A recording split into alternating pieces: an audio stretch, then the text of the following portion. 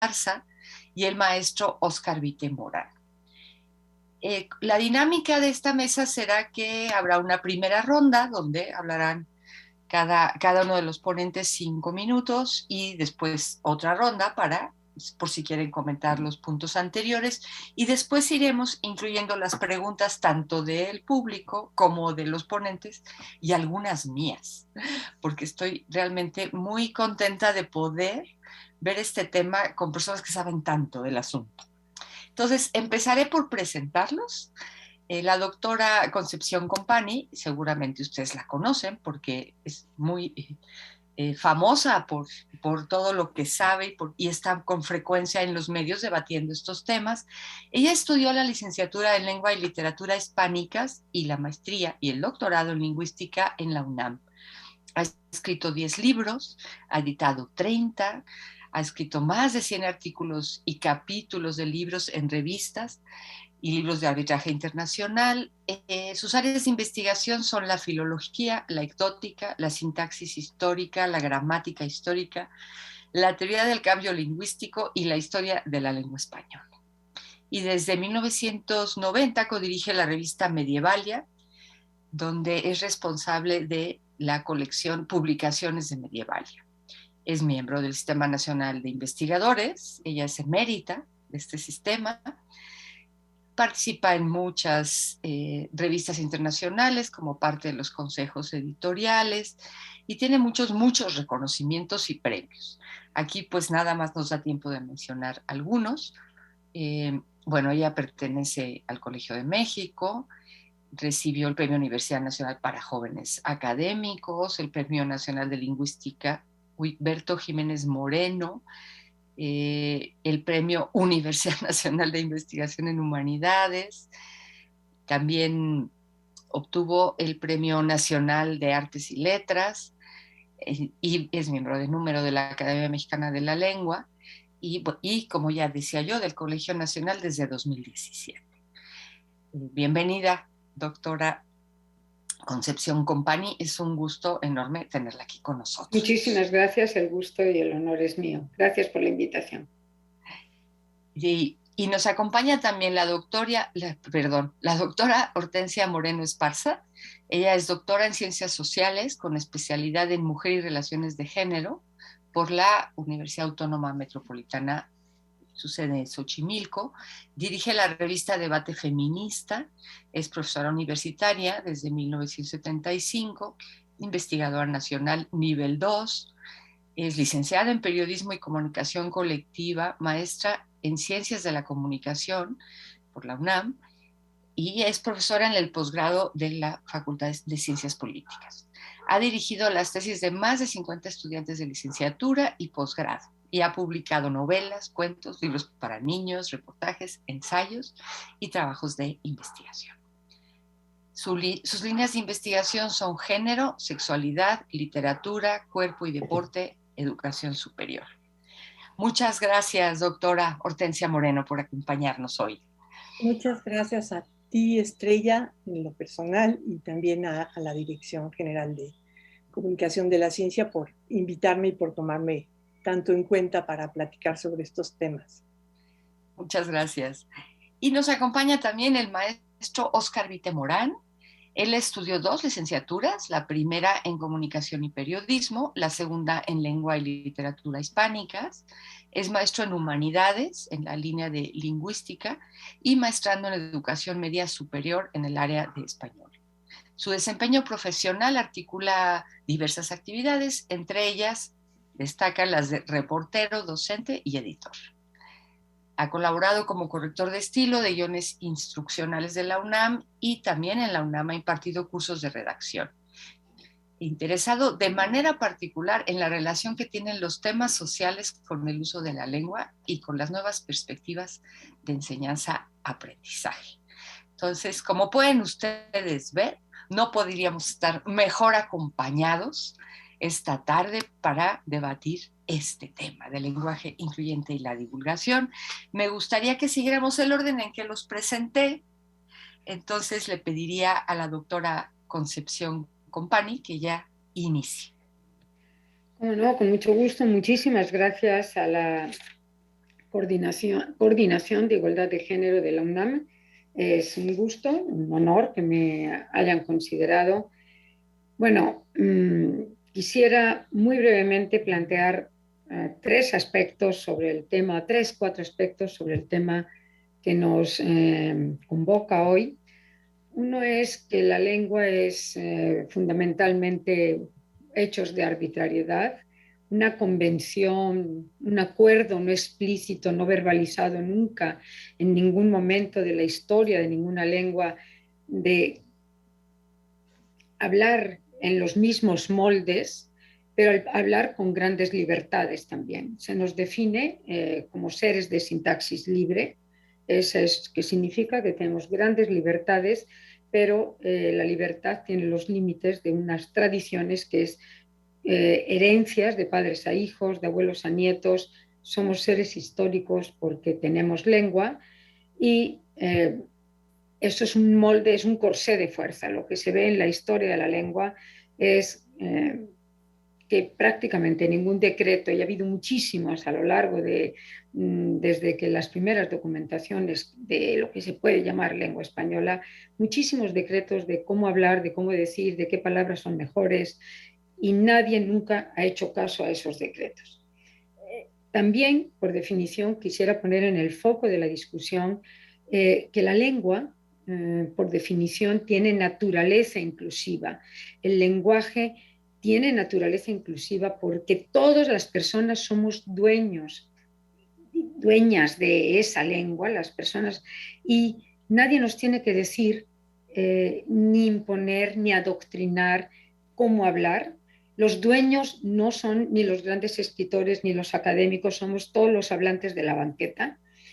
Y hay que, no quisiera dejar de pasar el hecho de que cualquier adoctrinamiento de tipo ideológico para cómo usar la lengua ha sido uno de los mecanismos normales de regímenes dictatoriales casi siempre. ¿Qué decir, qué no decir? Y eso lleva a cómo pensar y cómo no pensar. Es decir, si coartamos esta definición de libertad, de libertades, corremos el riesgo en las imposiciones ideológicas de que nuestras libertades estén cognitivamente condicionadas. También quiero decir que la lucha feminista me parece una de las cosas más importantes, de los movimientos más importantes que ha provocado mayor reflexión, que ha logrado grandes avances en equidad. Estamos a años luz de lograr verdadera equidad. El año pasado hubo 137% de aumento en feminicidios. Entonces, bueno, entonces mi pregunta, y quisiera dejarla un poco en el aire, es por qué nos enfocamos todos en el lenguaje como herramienta de equidad. Yo sé que el lenguaje, y todos sabemos, mis colegas de esta mesa de diálogo, que es identidad, que es resiliencia, que es visible, que somos los dueños, es libertad, pero ¿por qué elegir como base de equidad una base que es muy frágil y muy resistente? Es frágil porque la puedo descomponer y la puedo recomponer en el momento en que yo quiera, pero no va a funcionar si la comunidad no lo acepta. Y cuando digo la comunidad, no es un grupo de mujeres jóvenes que dicen querides todes, que es básicamente etario, o los políticos que dicen estimados todos, estimadas todas o estimadas todas. Cuando digo recoger es la comunidad, en este caso 500 millones de hispanohablantes. Un punto también que quiero tocar, que es bien sabido, en este momento hay 3 estrategias, podría haber más, hay 3 estrategias que están en el ambiente para mostrar a través de la lengua equidad. Una es desdoblar, estimados todos y estimadas todas, o estimadas todas y estimados todos. A veces el desdoblamiento se hace nada más con palabras gramaticales, con lo cual se genera un caos, como las y los niños en edad de votar, las queda colgando, y los y las niñas en edad de votar, los ese no se sabe quién es, gramaticalmente no hay encaje de concordancia. Ese desdoblamiento plantea un problema a la hora de meter cuantificadores. Si ustedes entran a la Cámara de Senadores y dice la Cámara de Senadores está compuesta por 108 senadores y senadoras, eso dice. Bueno, no sé si son 108, son 64 y 64 o 108 senadores y 108 senadoras, o constantemente oímos en televisión y leemos en periódico, en nuestra empresa somos incluyentes, hemos contratado últimamente 23 hombres y mujeres, o quien dice 23, 230 hombres y mujeres.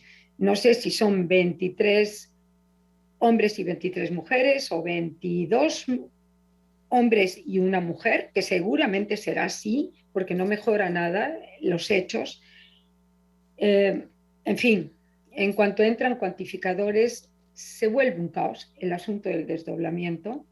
La otra estrategia es la E, que está aceptada y avanzando con gente joven, gente de 30 años, en la idea de que neutraliza género, porque estamos intentando buscar mecanismos de neutralización.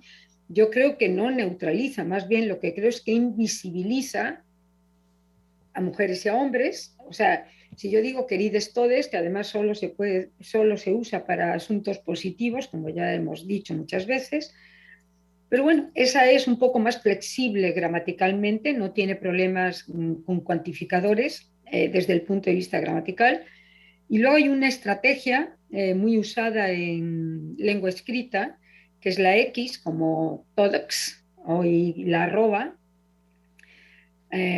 Y para esta última estrategia, tercera y última estrategia, yo me he manifestado en contra una y otra vez porque me parece que es elitista. Quien no sepa escribir tiene el mismo derecho a ser incluido. Y si no se sabe escribir, y además es impronunciable, cosas como queridox o latinox, eso es impronunciable, pero por supuesto es identitario.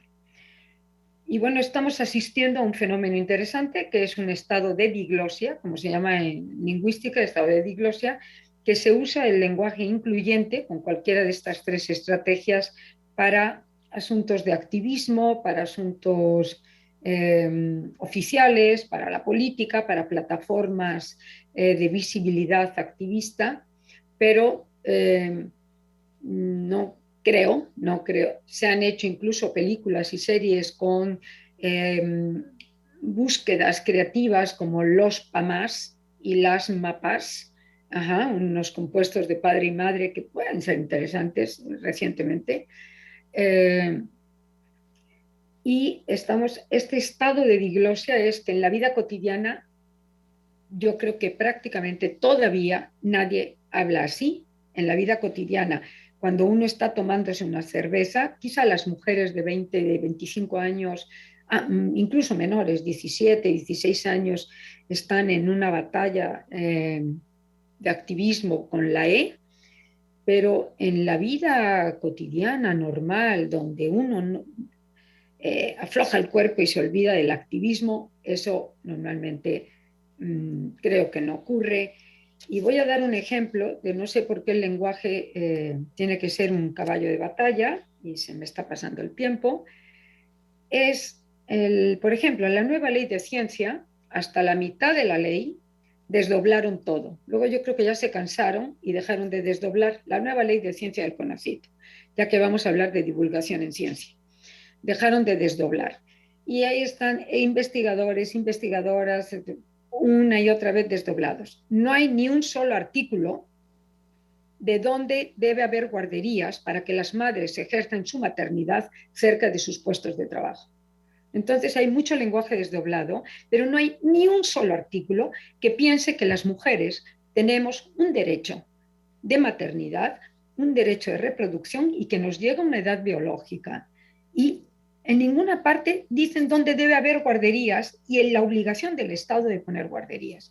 Entonces, dejo aquí mi intervención.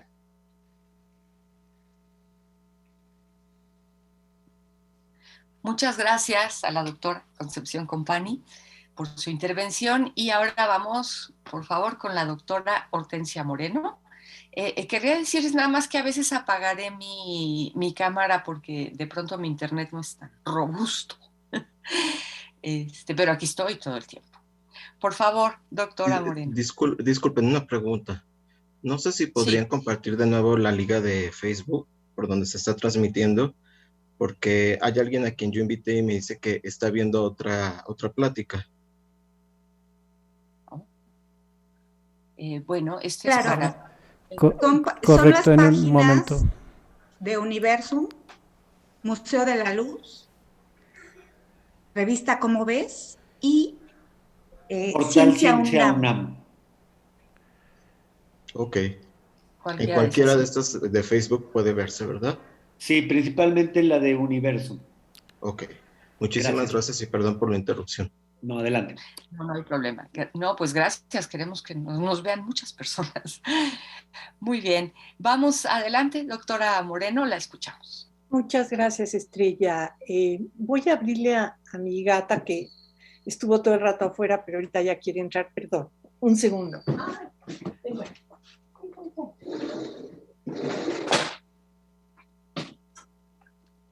Perdón, es que se mezcla la vida cotidiana con el Zoom, lo cual es muy interesante siempre, pero bueno. Pues yo querría empezar también planteando una serie de ideas muy generales que tienen que ver con el problema que nos convoca y que yo creo que es parte de la inquietud que se ha demostrado, sobre todo en esta dirección general, sobre el tema de lo que es correcto y lo que es incorrecto. O sea, el problema de que, por un lado, como institución, porque somos la Universidad Nacional Autónoma de México, y ciertamente, pues, la Dirección General de Divulgación de la Ciencia como, una instancia universitaria que tiene una misión clarísima, que es la de extender la cultura. Yo creo que en este momento, pues, se ha vuelto visible un reto que es el de combinar la obligación pedagógica y la obligación institucional de conservar la lengua, de reproducir la forma estándar, la forma más prestigiosa de la lengua en los mensajes que emite la universidad.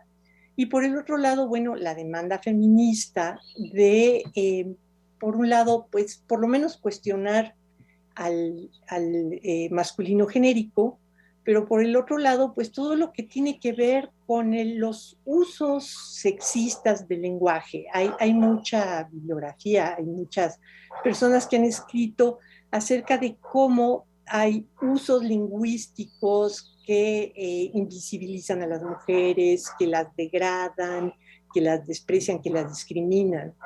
Entonces, digamos que habría esta inquietud, esta preocupación en una serie de recomendaciones que se han hecho a nivel bastante institucional acerca de usos que no sean estereotipadores, que por supuesto que no sean degradantes, que no haya esta... Yo creo que ha desaparecido bastante, pero bueno, que no haya esta obsesión acerca de si eres señora o señorita, o quién es tu marido. Digamos, todos estos usos están en cuestión y hay, pues yo creo que un esfuerzo institucional bastante claro al respecto de evitar el lenguaje sexista. Y por el otro lado, pues la demanda explícita de evitar el masculino genérico como la única solución gramatical posible para todos nuestros dilemas escriturales u orales también, ¿no? Y entonces yo creo que esto se está generando pues una especie como de dilema, es decir, si hay una inquietud institucional para, por un lado, mantener pues el prestigio y el lugar que tiene la universidad en el mundo social, pero por el otro lado hay una respuesta también de la institución que además se refleja en su legislación, o sea, hay varios documentos que ha emitido la Universidad Nacional Autónoma de México, como los lineamientos, estos se llaman Déjenme ver, lineamientos generales para la igualdad de género, también está la política institucional de género, y entre los muchos aspectos que tocan estas piezas legislativas está el tema del lenguaje incluyente. Entonces, bueno, yo querría participar acá con primero la idea de que el lenguaje incluyente,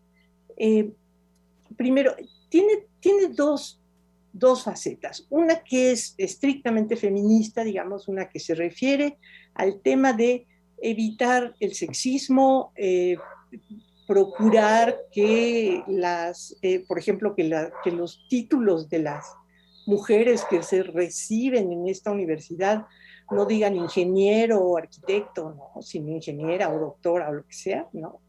Evitar los estereotipos, evitar las formas de discriminación que están en el lenguaje, poner en cuestión el tema del masculino genérico. Yo creo que ese es un lado, el feminista, pero cuando hablamos de lenguaje incluyente, estamos hablando de algo más que es todavía más complejo. Yo creo que este tema es el que ha generado quizá mayor revuelo, sobre todo en el ámbito de la prensa. La prensa, yo creo que se puso muy nerviosa a partir de un incidente que se volvió viral, ¿no? en redes, que tenía que ver con una persona que no quiere que le digan compañera, sino que reclamo que me digas compañere, y entonces, bueno, vino una discusión bastante caótica en redes, etcétera. Y entonces esto creo que tiene que ver con el hecho de que en la discusión también está incluido el tema de las formas de expresión identitarias que no se pueden englobar en la heteronorma, le decimos, ¿no? O sea, en la idea de que la única forma posible de expresar la identidad es como hombre o como mujer. Y entonces, bueno, se han destapado, pues, demandas muy claras de la diversidad o de la disidencia sexual, que también dice, yo también quiero participar en la discusión y también veo que hay formas discriminatorias en la lengua que también nos afectan a las personas, digamos, a las personas no binarias o a las personas de la disidencia sexual, etc. Entonces, bueno, estos problemas que se presentan, digamos, como un dilema fundamental, que es elegir entre las formas que están reconocidas como, pues, la lengua estándar, como la lengua más prestigiosa, la que nos da una imagen, pues, de más calidad en la universidad, ante la sociedad.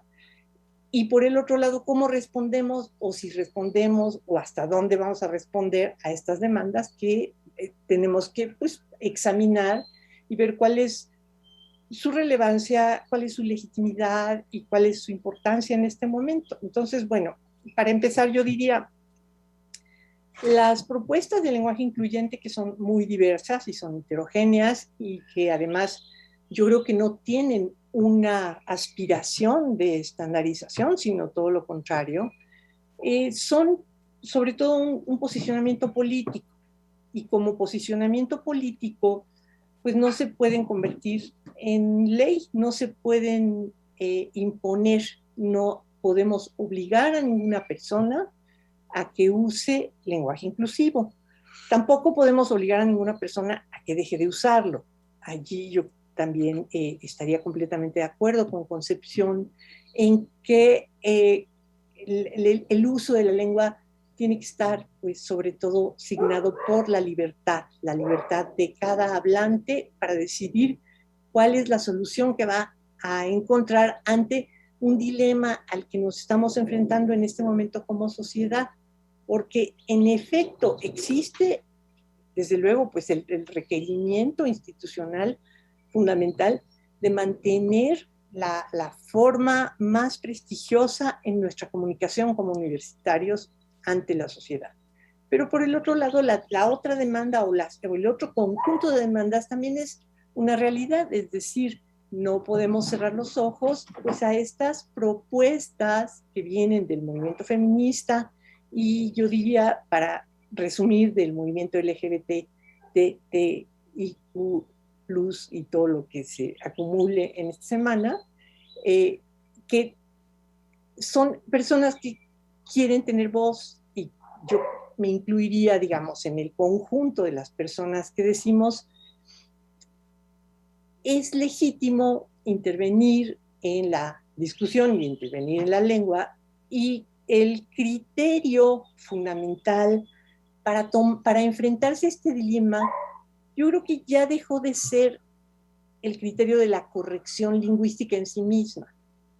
El criterio de la corrección lingüística en sí misma tiene que ser por lo menos discutido, y tenemos que encontrar soluciones que van a ir produciendo consensos provisionales, que son consensos que a donde nos conducen es sobre todo a la conciencia de que existe un problema, y que creo que de lo que tenemos que hablar es del problema, y que tenemos que hacer visible la presencia de sujetos que hasta el momento actual habían sido invisibilizados, o que estaban por lo menos reclamando esa sensación de estoy siendo invisibilizada, la lengua no me está retratando, la forma en que estamos hablando no me incluye, y que esta es una demanda pues, que por lo menos hay que ver de qué se trata.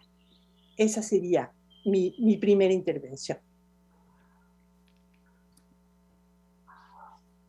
Muchas gracias a la doctora Hortensia Moreno. Y ahora vamos con el maestro Óscar Vité Morán, por favor. Hola, muchas gracias por invitarme, por convocarme a esta mesa, por tomarme en cuenta. Y bueno, yo tenía preparada una diapositiva, pero veo que no es necesario. En realidad, yo quería en esta diapositiva plantear algunos de los casos principales que se dan en el uso de este lenguaje. Pero bueno, quisiera empezar por decirles que a mí me llamó la atención en particular este tema, porque cuando yo era corrector de estilo de guiones instruccionales, es decir, educativos, me dijeron, tienes que hacer uso del lenguaje incluyente. Y entonces yo me quedé preguntando, pero esto para mí es una imposición, o puede ser de esa manera, ¿no? Pero también me di cuenta al hacer un análisis, digamos, un poco rápido del tema, que dejar el tema solamente en el lado de la gramática, pues era dejar el tema acabado, ¿no? Y en la lengua, y sobre todo en el uso de la lengua, en el lenguaje, pues cohabitan otras disciplinas, ¿no? Y otras áreas en donde o por donde analizar el tema, como la sociología, como los temas docentes también, como las disciplinas docentes, como la psicología. Entonces, de ahí me resultó muy interesante tomar el tema para hacer una investigación al respecto. Principalmente lo que encontré en mi investigación es que es un tema que sí interfiere, transgrede a la lengua, y creo que también por eso es tan polémico, transgrede, interviene a la lengua, pero realmente esa no es su principal intención. Su principal intención es entrar en el discurso, es decir, en el habla, ¿no? En la necesidad que tiene cada hablante por decir algo, ¿no? Con determinada intención. Eso interviene en el discurso público. Entonces es un tema que en un principio se muestra polémico por esa razón, porque interviene, no es como otros temas que de índole, digamos, de corrección política, que nada más afectan, por decirlo de alguna manera, al léxico, sino que este interviene en la lengua. Pero no solamente interviene en la lengua, es decir, tiene varias formas, como las que ya mencionaron las doctoras, tiene las formas de feminización del sustantivo, ¿no? Las del desdoblamiento, y ahora particularmente el uso de la E, ¿no? Del todes, ¿no? Entonces, eso lo vuelve muy polémico, pero también me gustaría mencionar que, por ejemplo, la guía de la CNDH en torno a este tema ve otras formas, porque en realidad lo que aclaran es que se trata de dejar a un lado el sexismo lingüístico. Y se menciona como sexismo lingüístico porque surge a partir de la década de los 60, ¿no? Este movimiento feminista. Entonces se menciona el concepto como sexismo lingüístico, ¿no? Ahora yo diría más bien que es un tema de género, ¿no? No tanto de sexismo, es un tema de género. Pero bueno, entonces hay diversas formas que propone este manual, ¿no? Entre ellas podemos ver algunas que ni siquiera están peleadas con el uso actual que le damos a la lengua. Por ejemplo, preferir el uso de persona, ¿no? En lugar de el desdoblamiento incluso, ¿no? O del masculino genérico también. Preferir el uso de persona, y también habla no solamente de estas palabras, sino también habla de revisar, por ejemplo, los pares semánticos, ¿no? ¿Qué decimos cuando decimos señor y qué decimos cuando decimos señora, por ejemplo? Son varias de las formas por las que apuesta esta guía. Es decir, el lenguaje no sexista, que yo prefiero llamarlo de esta manera, porque para mí el lenguaje incluyente tiene que ver con un cúmulo de intenciones, ¿no? Para no discriminar a través de la lengua. De hecho, inicialmente este lenguaje, que ahora conocemos como inclusivo o incluyente, tenía la finalidad de eso, de, por ejemplo, no decirle a una persona minusválida, ¿no? Eso es en realidad como se vislumbraba desde un inicio el lenguaje incluyente, y ahora, por eso es que yo prefiero hablar de él como lenguaje no sexista, aunque sé que popularmente, pues todos lo conocemos como lenguaje incluyente o lenguaje inclusivo. Como les comento, encontré diferentes clases de hallazgo en mi estudio. Entre ellos, cuando yo lo veía también como una imposición, porque no dejaba de tener presente esa idea de que yo, como estudiante de periodismo, estuve en un sexenio donde las personas sí nos decían: tienes que hablar como las, y utilizar el desdoblamiento casi de manera forzada, ¿no? Incluso también en ese momento se hizo mucha mofa de este lenguaje cuando decimos, por ejemplo, o cuando las personas quieren decir o hacer mofa. Perdón, es que tocaron el timbre y está aquí mi perro, pero cuando las personas prefieren hacer o dicen, hacen mofa de este lenguaje, como para decir las perras, los perros. Pues no, en realidad eso no es la finalidad del lenguaje inclusivo. La finalidad tiene que ver con la mención que hacemos a las personas, ¿no? Para las personas es la importancia, perdón, disculpen, es que tocaron el timbre y está aquí ladrando mi perro, mil disculpas. Bueno, entonces esa es como parte de la investigación, y entonces yo decía, realmente surgió como un proceso de imposición que se refiere más a las instituciones políticas para los hablantes, digamos, de alguna manera, y entonces me dediqué un poco a, perdón, no sé si es que necesito ir por él para callarlo, perdón. No hace tanto ruido, te oímos ¿No? bien. Ah, bueno. O sea, bueno, mil disculpas, es que el perro es muy quieto, pero lamentablemente no te preocupes. Se me olvidó apagar el timbre. Mil disculpas. Entonces, hice una investigación de, en realidad, cómo surgió o quiénes empezaron a utilizar este tipo de lenguaje, conformado con esa intención de herramienta política o sociopolítica, por decirlo de alguna manera. Entonces, me di cuenta que, pues, efectivamente es un tema del discurso internacional. Es un tema que no solamente afecta a la lengua española, es un tema que se ha dado incluso en la sueca, en la inglesa, de diferentes maneras, porque la lengua española tiene una concordancia de género, ¿no? Y una concordancia gramatical. Entonces, en diferentes lenguas se ha estipulado de diferentes maneras. Pero, por ejemplo, refiriéndonos ya inmediatamente a la lengua española, lo que les puedo decir es de que hay un uso, por ejemplo, a finales de la década de, en 1997 precisamente, hay un uso de un grupo en España, de un grupo de punk que se llama WAG, ¿no? Donde ellos hacen un uso, por ejemplo, de la letra E y de la arroba, ¿no? Para nombrar incluso algunos de sus álbumes, uno de sus álbumes. Y aquí en México, quienes hicieron el uso de este lenguaje, sobre todo de la arroba, a principios de los 2000, es el Ejército Zapatista de Liberación Nacional. Encontramos mensajes desde esa época ya haciendo uso de este lenguaje como tal, con la intención de herramientas sociopolíticas. Y lo menciono así porque he visto algunas de las conferencias que da al respecto la doctora Company, y entonces entiendo muy bien que ya había determinados usos como de desdoblamiento, un poco parecido al desdoblamiento, incluso desde el siglo XVI, ¿no? Perdón. Antes, desde mucho antes. Sí, desde mucho antes, ¿no? Pero quizá no pertenecían a este lenguaje incluyente, porque tiene que ver mucho con la intención. Tendríamos que conocer verdaderamente la intención de los hablantes en esa época, cuál era la intención al pronunciarlo o al decirlo de esa manera, ¿no? Como muchos y muchas, ¿no? Señores y señoras, ¿no? Tendríamos que conocer cuál es la intención. A mí me parece más que tiene que ver con una intención de cortesía, ¿no? En esa época, más que de una herramienta política para visibilizar a las mujeres. Pero bueno, en estos casos que yo les menciono, que es acerca del uso de la arroba o de la definitivamente sí tiene que ver con el comienzo de esta etapa, ¿no? Del lenguaje inclusivo. Entonces, mi pregunta surge, al conocer todo esto, ¿realmente a estas personas les impusieron estos usos?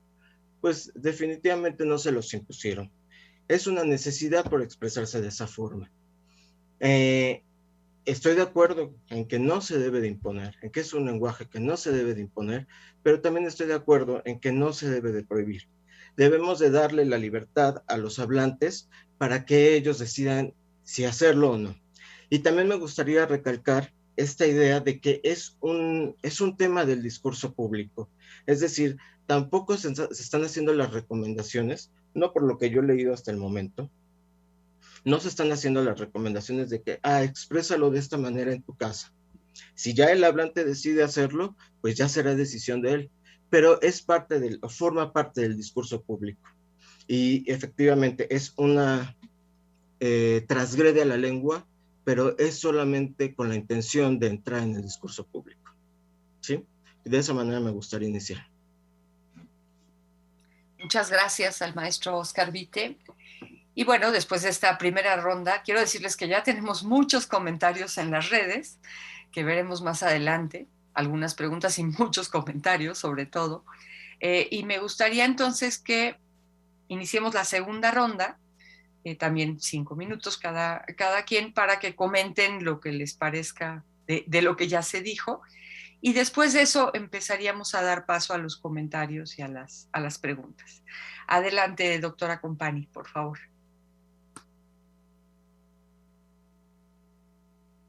Su micrófono, doctora, está apagado.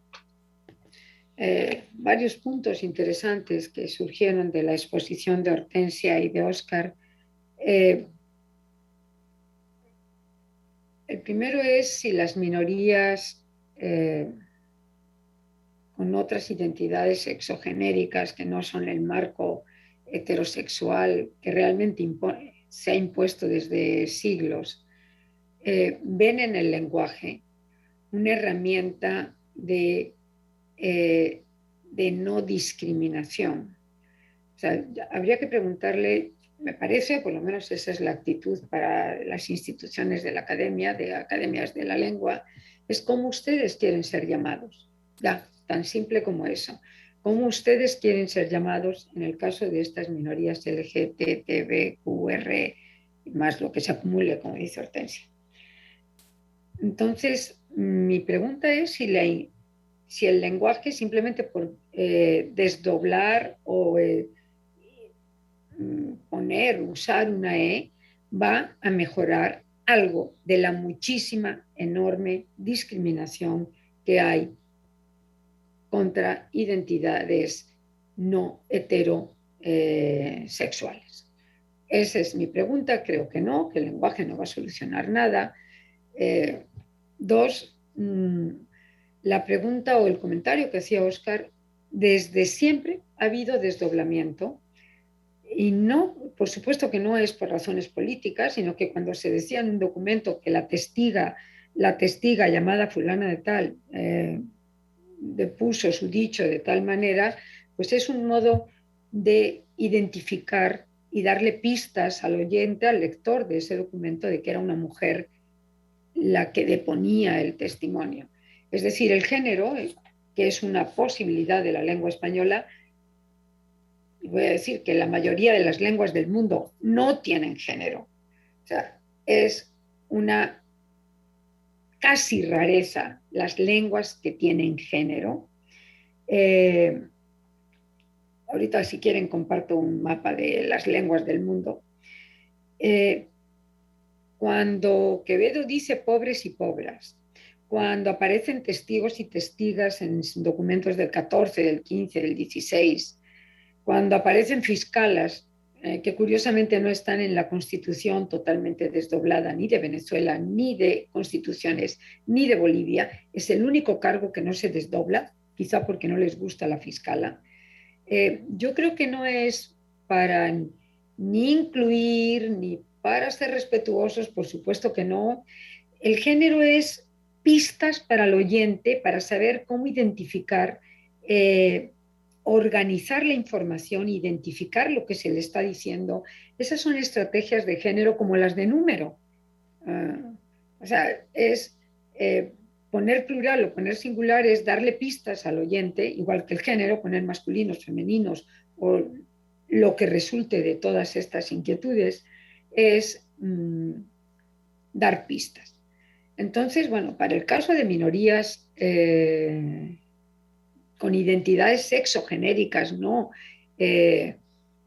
heterosexuales, que han sido imperantes a lo largo de por lo menos 2000 años de historia de la lengua española y seguramente de gran parte de la humanidad occidental en lengua española, pues simplemente es decirles cómo quieren ustedes ser llamados.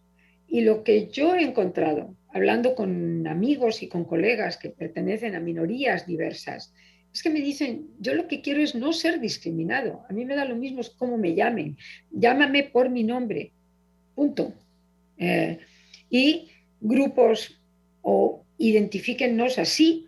Es decir, el lenguaje pasa para ellos. Tienen tantos problemas de discriminación, aunque ha habido grandes avances en leyes que no son parejos para toda la República Mexicana, como no son parejos para ningún país. En la Ciudad de México es casi un islote de equidad en muchos aspectos. Entonces ellos me dicen, a mí lo que me interesa es no discriminación, mayor respeto, mayor visibilización, no exclusión de espacios laborales, de espacios sociales, de espacios de participación. Y me da igual cómo me llames. Entonces creo que el lenguaje es como una cortina de humo, porque todos nos clavamos en el tema del lenguaje.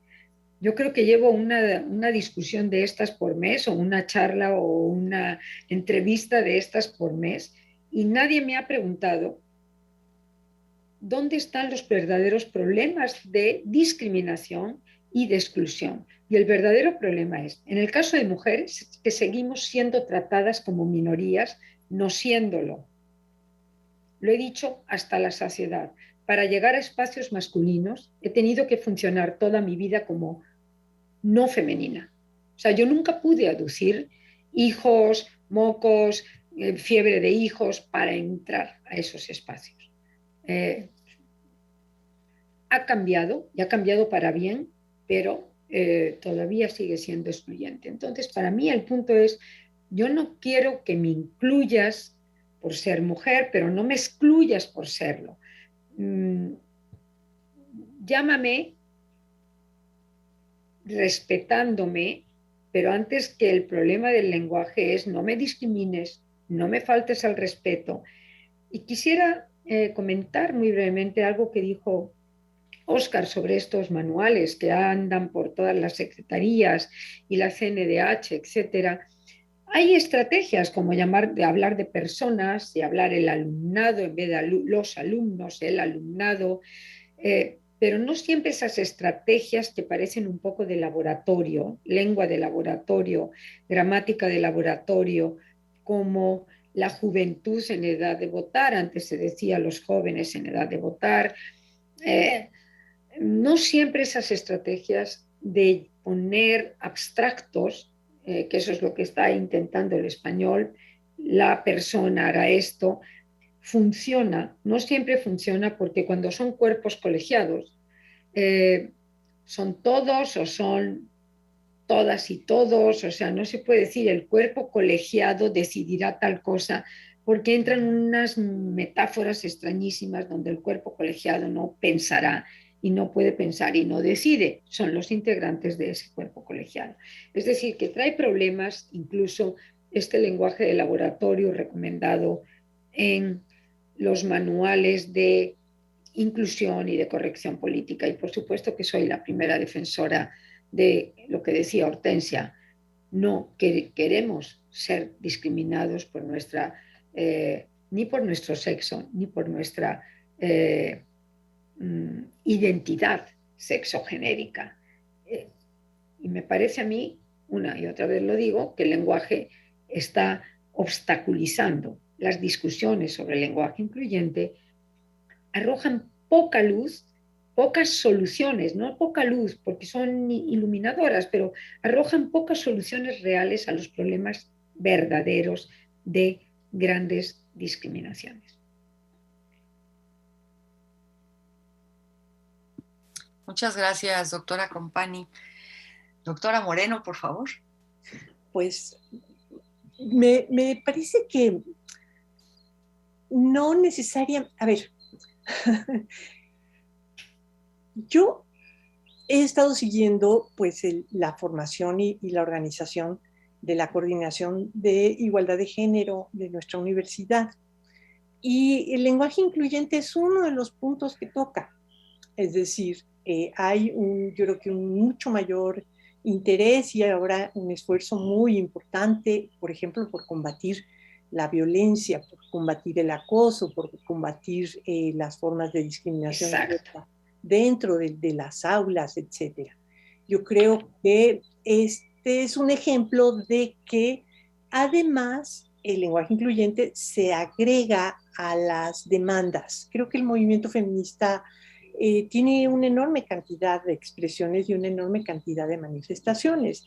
Y hay muchas demandas que son, desde luego, prioritarias en términos de que pues, son las más urgentes en el momento actual. Digo, estamos ahorita saboreando todavía pues, una victoria espectacular con la decisión de la Suprema Corte de Justicia respecto de la interrupción del embarazo. Creo que el tema del lenguaje se suma a las demandas del feminismo. Es decir, aquí la pregunta sería, ¿por qué no también el lenguaje? No pensar que el lenguaje incluyente va a resolver los problemas o que va a resolver todos los problemas. Pero ¿por qué no incluir el lenguaje incluyente o el lenguaje no sexista como una de las estrategias, de las muchas estrategias que están en el panorama?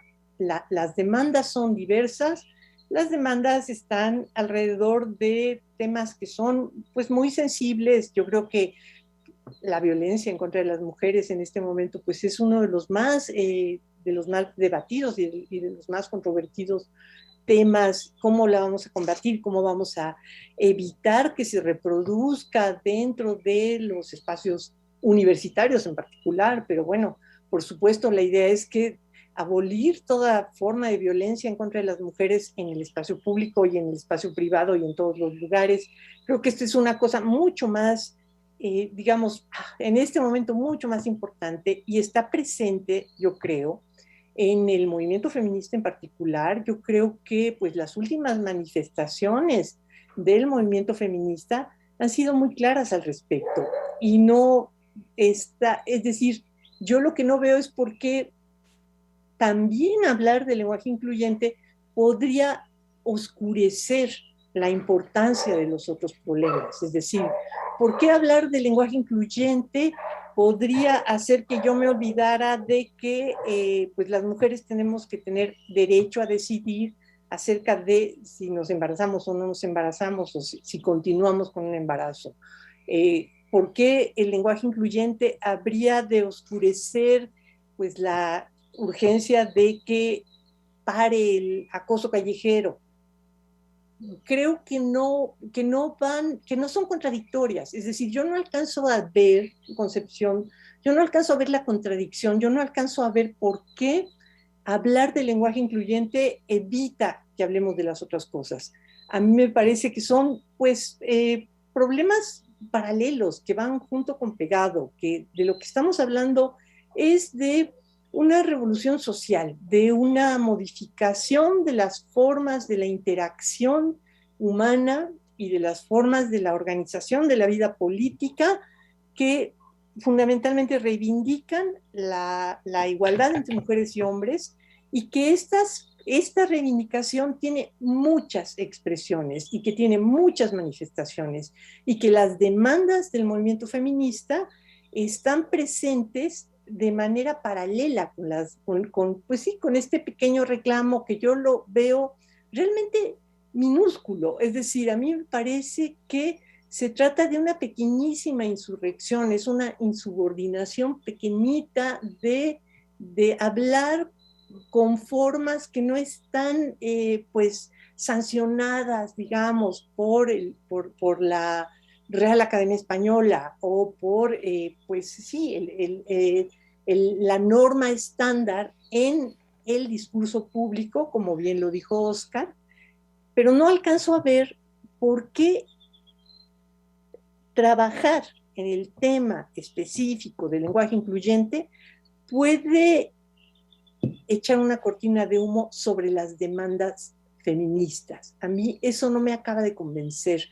Creo que se trata de atacar por muchos puntos, atacar por todos los frentes. Y este es uno interesante, porque además lo que más me llama la atención de la discusión acerca del lenguaje incluyente es que saca alguna clase de ampolla, o sea, la gente se pone nerviosa, empiezan a explotar por allí muchas cosas, y en efecto ha despertado a la opinión pública. Yo creo que es una oportunidad, ciertamente la veo yo como activista feminista en funciones, lo veo como una oportunidad también para hablar sobre los temas del feminismo, y creo que lo he tratado de aprovechar. Digo, desde luego me interesa el interés de la prensa, pero sobre todo me interesa esta demanda que viene sobre todo de las comisiones de igualdad de género, de las comisiones locales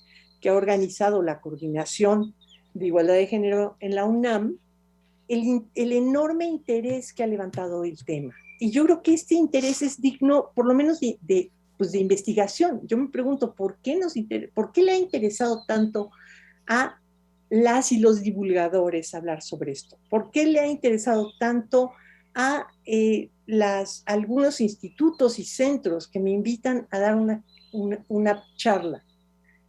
Eso pues me llama la atención, y yo creo que tiene que ver con el hecho de que la lengua tiene esta capacidad pues de hacernos comunicarnos entre nosotros, hacer que nos hablemos y hacer que propiciemos posibilidades de consensos, que no son consensos, yo creo que no son superficiales. Yo no creo que lo que se discute en el lenguaje sea nada más un asunto superficial, una cosa que pasa nada más por encima, sino que verdaderamente nos atañe, y yo creo que nos atañe identitariamente, y que todo esto, bueno, pues va a tener que llamarnos la atención acerca de esta revolución que es muy larga, y que fundamentalmente yo creo que en donde tiene que incidir es en la cultura de los seres humanos, en la forma en que está organizada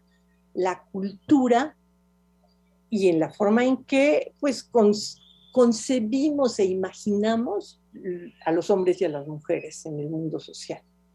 Esa sería mi intervención esta vez. Gracias, doctora Moreno. Bueno, yo espero que al final de esta ronda, comentaba la doctora Company que tiene nos quiere mostrar un mapa. Entonces podemos verlo después de la intervención del maestro Vite. No la escuchamos, doctora. Tiene apagado el micrófono. Doctora Company, no la escuché.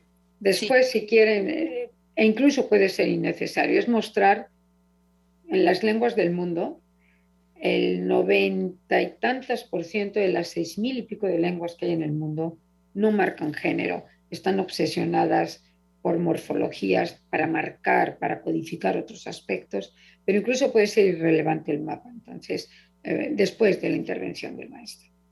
Gracias. Y ahora pues adelante, maestro Óscar Vite. Muchas gracias.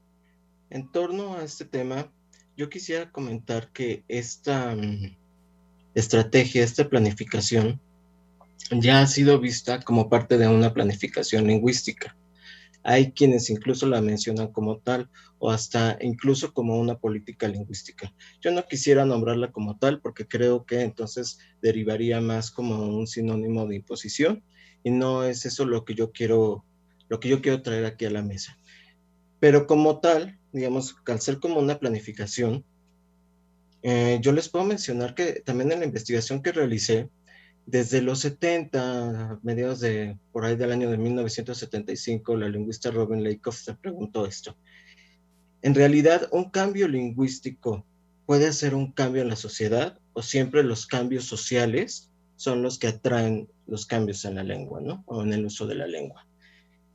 Ella se preguntó esto y creo que es la pregunta que viene ahora en la mesa.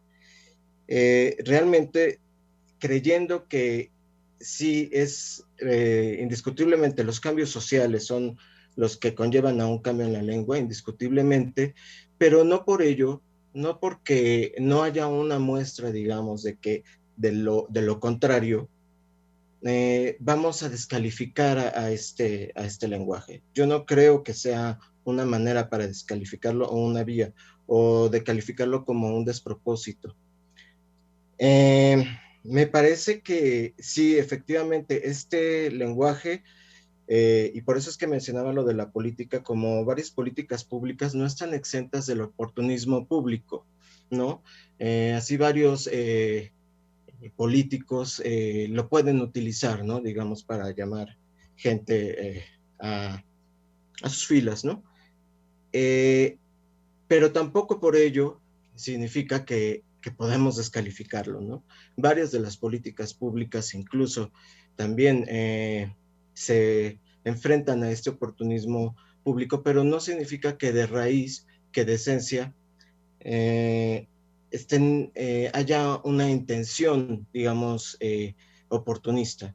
No lo creo. Este lenguaje, como yo se los comenté, no me parece que tenga esa intención de inicio. Sí creo, de hecho, pues lo he vivido. Hay personas que se aprovechan de él, pero como les comento, creo que eso sucede con cualquier aspecto y entonces para eso sirven estas mesas de diálogo. No debe de servir para eso. Yo considero que no debe de servir y no debe ser una herramienta de este oportunismo político, pero por eso mismo tampoco podemos podemos descalificarlo.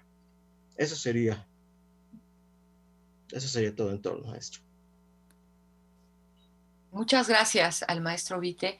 Estrella, ¿puedo sí. comentar un momentito con Hortensia? Porque es interesante. Sí, de hecho iba a pedirle eso, que le contestara su pregunta a Hortensia. Sí. Gracias. Hortensia hace una pregunta que es clave. ¿Por qué el lenguaje incluyente habría de obstaculizar, restar a las luchas por equidad, por respeto? Que esa es la clave. Pues yo creo, Hortensia, que justamente es como una cortina de humo, porque todos nos clavamos, como dicen los chavos, en la textura del lenguaje. Estamos todos clavados en el lenguaje y yo no sé, a lo mejor es que, claro, no son mis áreas de trabajo, pero yo quiero saber cuántas mesas se han hecho en México en 2021 sobre el aumento de embarazo en adolescentes entre 10 y 13 años. Ha aumentado el embarazo enormemente y ha bajado la edad de embarazo. Y todos son embarazos, muchas veces, estos son de perinatología los datos, de hombres cercanos, parientes que están en el ámbito familiar. ¿Cuántas mesas se han hecho sobre eso? ¿Cuántas mesas se han hecho sobre acoso que hay y que sigue estando ahí? Y bueno, también hay que decir que el asunto de acoso, voy a citar a Margot Glantz, colega mía en la Academia Mexicana de la Lengua. Hace 2 años, sí, 2 años hicimos una mesa, un ciclo de 3 mesas sobre la academia por dentro. Entonces Margot habló de la añoranza del piropo. Margot Glantz habló de la añoranza del piropo. Era un texto que estaba escribiendo, le dijimos a los académicos qué cosa te parece importante y salir a la sociedad, mostrar qué hacemos. Y Margot habló de la añoranza del piropo y a mí me escandalizaba, solo tengo unos pocos años, bueno, 20 años, 20 y tantos años menos que ella, y a mí el piropo me parece una agresión. Entonces también ves el problema. Tienes razón, o sea, el lenguaje no debiera ser obstáculo. El problema es que como somos los dueños, como es más visible, es absolutamente visible, es moldeable, entonces nos clavamos en el problema del lenguaje y dejamos discriminaciones reales. 137% aumentó en 2020 el feminicidio en México, la violencia contra mujeres, el acoso. Yo no estoy diciendo que el piropo sea acoso, pero para mí lo sería para alguien de 90 años como Margot Glantz, 89, 80 o 90, anda Margot, no lo es. Y hablaba de la añoranza del piropo, que es curioso, ¿no? Entonces, creo que yo sí creo, Hortensia, que estamos todos discutiendo esto y estamos dejando de lado verdaderos problemas. En el mundo, estos son datos de un libro que sacamos en el Colegio Nacional el año pasado, Desigualdades, se llama el libro Desigualdades, Mujer y Sociedad, que fue un resultado de unas mesas que hicimos en el Colegio Nacional en 2019. Bueno, datos de uno de los capítulos. Directoras generales en el mundo, esto que llaman en inglés CEO, directoras generales, 8%. Y resulta que ese 8% tiene que tener mayor preparación en general comparado con el otro 92% de hombres directores, tiene mayor preparación tecnológica, mayores habilidades en su disciplina mostradas. Bueno, eso sí es discriminación, ¿no? Porque uno podría decir, es que las empresas son muy listas y buscan mujeres mejor preparadas. No. La interpretación de ese dato, que está en Google, no hace falta irse, es un dato que dio la astrónoma Silvia Torres, de cuántas mujeres llegan a direcciones generales de cualquier tipo empresarial o institucional. Y entonces, pues, ¿qué es lo que ocurre? Que para ser mujer hay que tener mejores capacidades para llegar que siendo hombre. Entonces, bueno, ¿cuántas mesas ha habido de techos de cristal que son reales? Problemas de embarazo, problemas de discriminación de identidades sexogenéricas diversas. Y todos estamos hablando del lenguaje. Por eso, Hortensia, yo coincido contigo, nada más que los hechos es que yo veo en los periódicos muy pocas mesas sobre problemas alucinantes como el embarazo adolescente, que es uno de los grandes obstáculos para una verdadera mayor igualdad en el país. Ninguna mesa, ninguna discusión, eso ni se toca, y es un hecho que están los datos ahí en el Instituto de Perinatología, y todos clavados con el asunto del lenguaje. Bueno, ese es mi planteamiento. Yo sí creo que es una cortina de humo que obstaculiza la percepción de cómo tenemos que ejercer la lucha y el activismo. También coincido con Óscar y coincido contigo en que es útil o importante, por ejemplo, la ley de aborto ahora es persona gestante. Eso es un gran avance. Ya no somos mujeres, porque puede haber biológicamente mujeres que no se sientan mujeres y es una persona gestante. Pero también todavía tenemos, digamos, como académica en las academias, si ustedes ven la definición de humano en el diccionario de la lengua española, pues se van a asustar. Dicho de un ser humano, humana, dicho de un ser que tiene naturaleza de hombre, equivalente a ser racional. Bueno, quedan ahí residuos, quedan todavía problemas.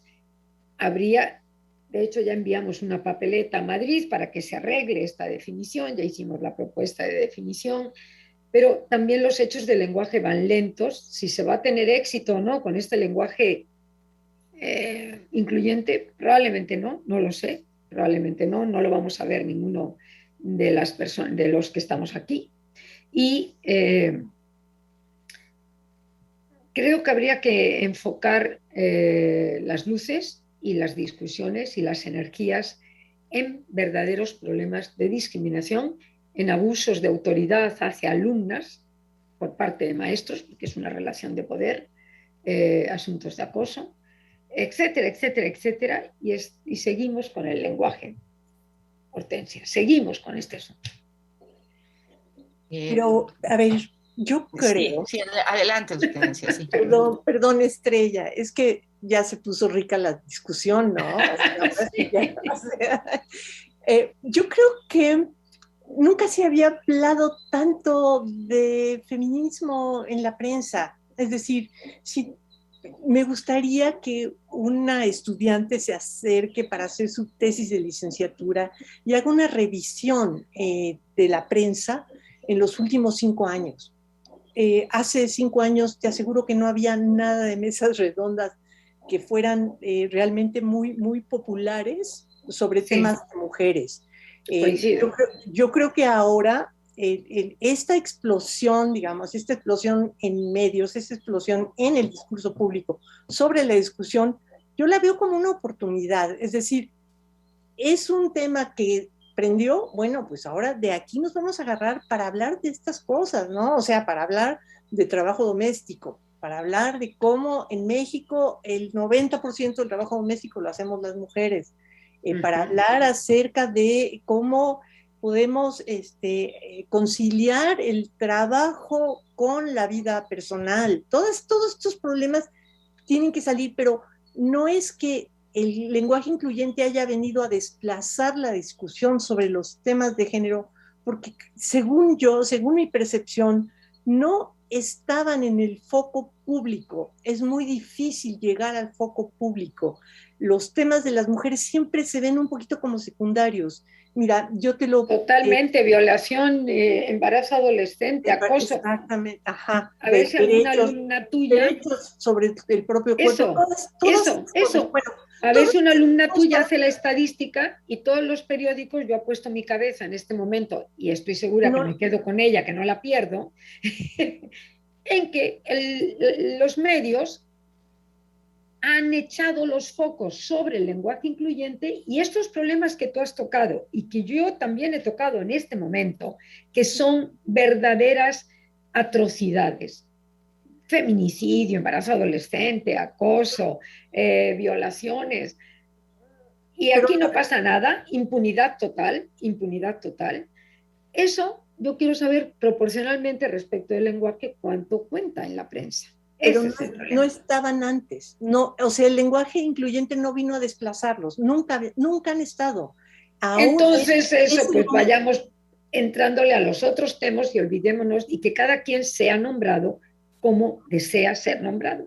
O pensemos en posicionar todos estos temas, darles ahora sí un lugar importante en el discurso público, por ejemplo, con esta oportunidad. O sea, esta oportunidad nos está abriendo la puerta al foco público. Yo creo que de pronto se dieron cuenta de que algo está pasando. Digo, no lo sé, es una apuesta posible. De todas formas, lo que sí estoy segura es de que hay mucha gente en la universidad trabajando sobre estos temas. Digo, yo estoy en el Centro de Investigaciones y Estudios de Género. Si me dices, no ha habido mesas sobre adolescentes, sí ha habido en este año varias. Ha habido una preocupación muy impresionante acerca de cómo el confinamiento afectó en términos muy, de mucha violencia en contra de mujeres jóvenes, de adolescentes. Así es. Porque pues se vieron en espacios muy reducidos y en situaciones de mucha vulnerabilidad. Eso está siendo estudiado en este momento por investigadoras, igual que sigue habiendo gente que esté estudiando pues digo, todos los temas clásicos, te digo, el trabajo doméstico, no sé, la violencia estructural, todos estos temas sí están siendo atendidos, no están en el foco público, pero hay que Eso, no están en las redes, todo está claro, bueno, en las redes, todo, en los medios todo está en el lenguaje. Esto que ustedes están trabajando es muchísimo más importante, muchísimo más importante. Pero el lenguaje incluyente no desplazó los otros temas. Entonces acá apareció en la luz. La tarea es posicionarlos, o sea, no están posicionados, hay que ponerlos, hay que meterlos, y yo considero que es una oportunidad, o sea, que este momento de interés de la prensa lo tenemos que aprovechar las feministas y decir, sí, el lenguaje incluyente, pero además, ¿no? Meter allí la cuña. Esto yo creo que lo veo sobre todo como una oportunidad.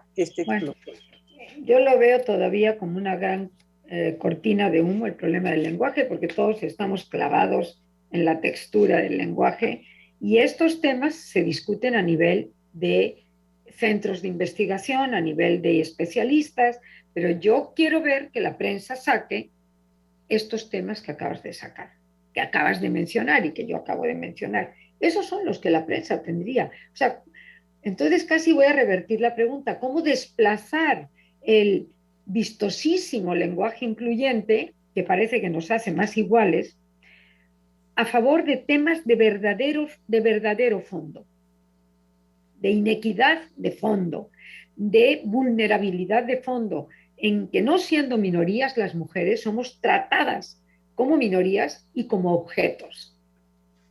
Absolutamente, en una cosificación, el lenguaje puede tener, el discurso puede tener una cosificación que asusta. Hace 8 años todavía escribí varias cartas a periódicos, bueno, aquí está Óscar, no sé si les enseñan esto en periodismo, cómo redactar en los mismos lugares cuando se refiere a hombres y mujeres. Por ejemplo, un premio o un reconocimiento. Hace 8 o 9 años, cuando era un hombre el reconocido, decía Juan Pérez fue reconocido. Juan Pérez aparece al inicio de la oración, que es inicio de cadena cognitiva, que es prominencia cognitiva para el oyente, porque todos son pistas para el oyente. Juan Pérez fue reconocido con el premio Cervantes, supongamos, y el premio aparece en la cola, y el reconocido es concordancia de género con Juan Pérez. Cuando eran mujeres, el premio Cervantes le fue otorgado a Juana Pérez. Ojo, y resulta que aparece en prominencia cognitiva el premio y la Juana Pérez en la cola de la cadena sintagmática en posición de oblicuo porque lleva una preposición por medio. Eso me harté de escribirles y casi darles una clase de sintaxis igualitaria, pues escribí uno menos de unos 8 o 9 periódicos. Supongo que ya mejoraron. Un punto muy interesante. Bueno, yo quisiera... Este es como, perdón, sí, un segundo. Este es como el núcleo ahorita más importante, ¿no? De esta discusión. Si ayuda, si no ayuda, si desplaza, si no desplaza. Justamente, maestro Vite le iba a preguntar su opinión al respecto. Sí, bueno, en tanto a la pregunta de la doctora Compani, pues no, realmente yo nunca tuve una clase donde me dijeran, hazlo de esta manera, ¿no? Haz una cabeza de esta manera. Sí tuve clases de semántica, ¿no? Y nos hacían hacer como una interpretación de canciones, ¿no? Incluso hasta de notas periodísticas. Y veíamos mucho esto que comenta la doctora Compani. Lamentablemente no nos tenían que enseñar nada porque son preceptos que se traen culturalmente hablando. Entonces, en ese sentido no nos tenían que enseñar nada. En cuanto al otro tema, yo lo que les quería decir es de que yo creo que debemos recordar que la lucha feminista ya lleva unos buenos años, ¿no? Pero las que se vinieron posteriormente gracias a esta lucha feminista, que son las de la comunidad LGBT y incluso las de la teoría queer, ¿no? De las personas trans, que son las que también están utilizando este lenguaje, ¿no? Como una herramienta política, yo creo que pueden ser incluso las más favorecidas en este sentido, de que son se están haciendo visibles. Ahorita estamos hablando, por ejemplo, de una disparidad entre los hombres y las mujeres, pero dejamos de hablar de estas personas, pareciera que siguen ocultas. Entonces, me parece que si algo ha traído a la mesa de debate y para visibilizar este lenguaje, es sobre todo a estas personas, ¿no? Que no tienen una percepción o una identidad binaria, ¿no? Sobre su sexo o sobre su género. Entonces, también creo que sí ha servido en tanto a eso. En cuanto a saber si realmente es el tema del lenguaje inclusivo algo que opaque a otros temas que tengan que ver con la agenda feminista o con la agenda de la perspectiva de género, pues sería algo muy complicado de definir, pero como estoy de acuerdo con la doctora Hortensia, pues realmente tampoco antes existían. Yo que me dediqué mucho también a revisar notas de este tipo, porque elaboré un reportaje acerca de la discriminación en México hace varios años, pues yo les puedo decir que también me daba cuenta que a la gente no le interesaba realmente los temas, ¿no? Al público, digamos, en general, ¿no? No le interesan estos temas. Entonces, sería algo complicado definir. Tendríamos que irnos a hacer estadísticas de, antes de que se entrara en discusión el tema del lenguaje incluyente, antes de esto, pues tendríamos que ver si realmente cuántas notas periodísticas surgían en torno al tema del feminismo, en torno al tema de la perspectiva de género. Entonces es un tema complicado. Yo sí creo que es un tema, el lenguaje incluyente o el lenguaje no sexista, es un tema que puede ir en consonancia con otras políticas públicas en torno a estos temas. Eso sí me queda claro. No creo que debemos, como ya les había comentado, descalificarlo o manejarlo como un despropósito, porque efectivamente habrá personas que a lo mejor lo manejen así, pero no todas. Entonces está en la capacidad de cada uno de nosotros, de cada uno de los hablantes, definir cómo lo quiere utilizar. Yo lo que les digo siempre es que hay que estar enterados en torno al tema, ¿no? Hay que estar un poco más enterados y hay que saber lo que postula este tema. Muchas gracias, maestro Vite. Sí. Yo creo que sería bueno que empezáramos a dar paso a comentarios y preguntas de la audiencia. Bueno, algunas ya las contestaron ustedes en el curso de sus presentaciones. Yo quiero poner tres en bloquecitos, ¿no? Tres, para que las vayan contestando quien quiera. Una pregunta es, ¿cuál es la diferencia entre lengua y lenguaje? Esa es una. Otra creo que está medio respondida, pero que valdría la pena quizá dar más elementos, es ¿en inglés o en algún otro idioma se usa el lenguaje inclusivo? Y una mía, y que tiene que ver con, bueno, ahora estamos viendo este uso de la E, ¿no? En muchos lados. Y una pregunta que yo me he hecho bastante en los chats en los que estoy como editora, es si una persona decide en estos contextos, en estos grupos, decides que tú no quieres usar ese lenguaje. Mi pregunta es, ¿eso no va a dar lugar a otra discriminación? ¿O no va a dar lugar a que como una persona no lo usa, entonces ya se supone, ¿no? Se asume que esa persona está en contra de las luchas de las mujeres, ¿no? Es algo que genuinamente me preocupa. Entonces, no sé quién quiere contestar alguna de estas. Abran sus micros, por favor, nuestros ponentes. A ver, doctora Moreno. Yo me voy a la última porque yo no soy especialista en los temas así muy lingüísticos, entonces yo creo que esta de la diferencia entre lengua y lenguaje le correspondería más a Oscar o a Concepción, pero esta última pregunta que tú haces me parece muy, muy interesante. Está acerca de la decisión personal de pues identificarte o no identificarte con una corriente cultural particular, que sería esta del lenguaje incluyente. A mí me parece que la decisión es personal, que la decisión tiene que ser libre y que tiene que ser una decisión consciente. A mí lo que me ocurre cuando veo el problema pensado de manera institucional es que a todas las personas que nos dedicamos a intervenir en el discurso público, el asunto del lenguaje incluyente nos significa más trabajo, tenemos que pensar más, tenemos que elaborar de una manera más cuidadosa el discurso que estamos escribiendo o el discurso que estamos emitiendo públicamente. Pero en el espacio privado la cosa es diferente.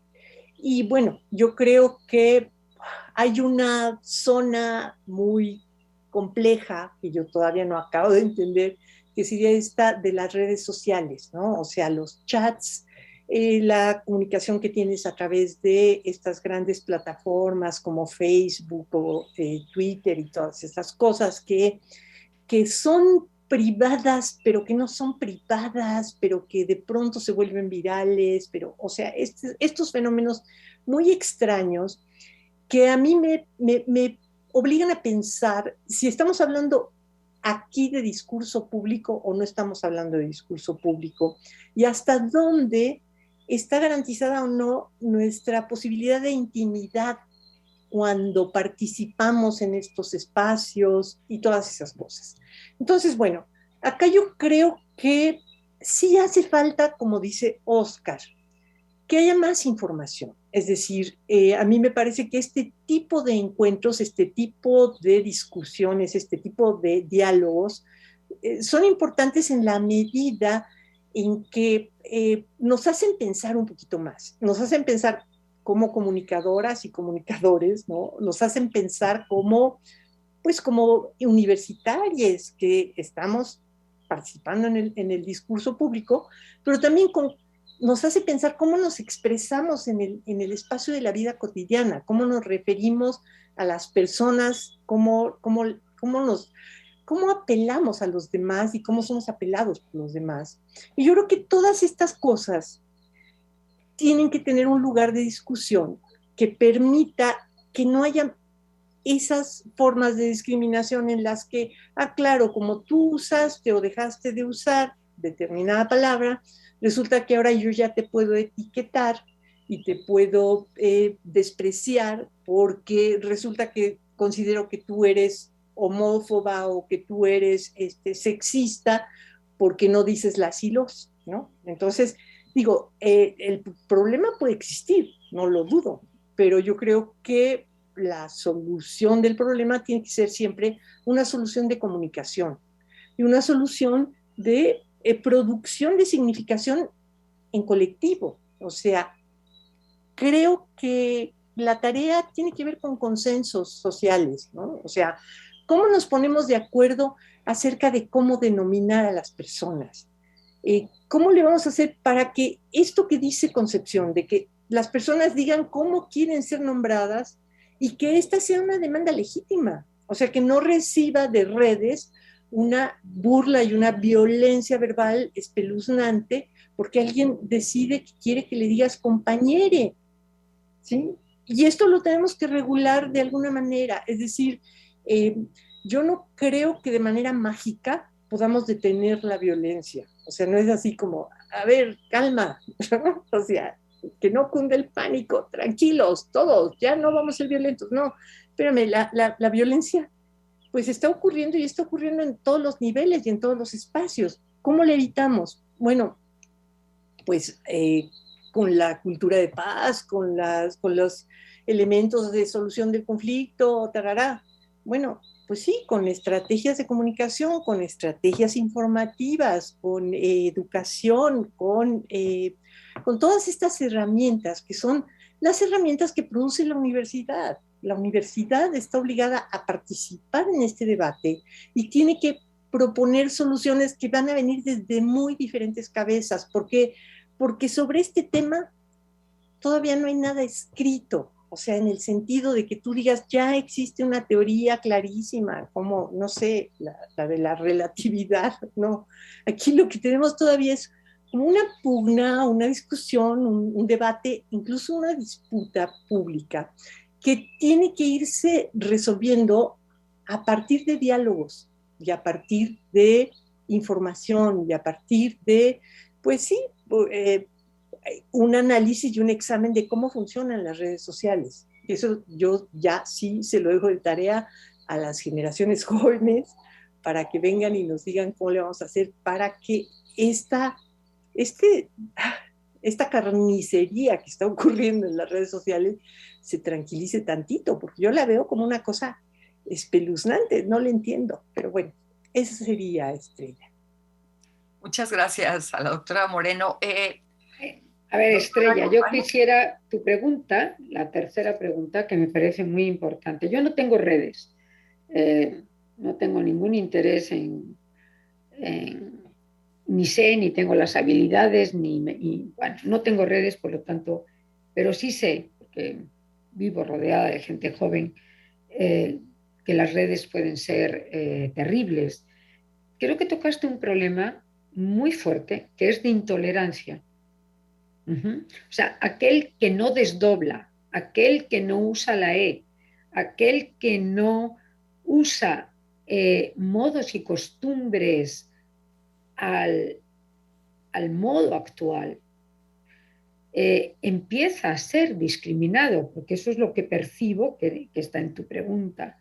Yo creo que es un problema de intolerancia. Tan intolerante es aquel que se ríe cuando dicen compañere, quiero que me llames compañere, pues muy bien, compañera, a partir de ahora compañere, se acabó. Y tan intolerante es aquel que dice que por no desdoblar, yo no desdoblo ni desdoblaré, creo, excepto cosas como señoras y señores, pero no voy a gastar mis energías. Lo que sí voy a hacer es usar palabras respetuosas. Persona gestante es mejor que mujer para una ley, por ejemplo. Entonces, bueno, creo que estás tocando un problema que está en el ambiente en nuestro país, que es la intolerancia hacia el otro por desconocimiento y por falta, y la Hortensia lo acaba de tocar. Tendríamos que tener unos diálogos, unos acuerdos de respeto, porque es tan intolerante es el que se ríe del compañero como intolerante es decirte que eres atrasada o retrasada mental casi si no desdoblas, por ejemplo, por poner un caso. Voy a, si quieren, defino muy brevemente el lenguaje y lengua. Lenguaje es la facultad biológica de todo ser humano de poder expresarse y de comunicarse. Eso es lenguaje.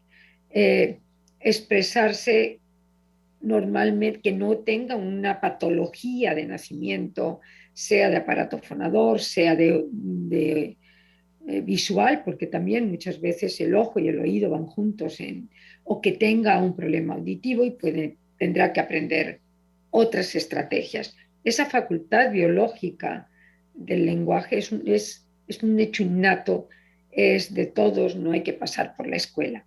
La lengua es un sistema de comunicación de signos específicos, con reglas, con hábitos, y es resultado de esa facultad de lenguaje, pero es algo más pequeño que el lenguaje.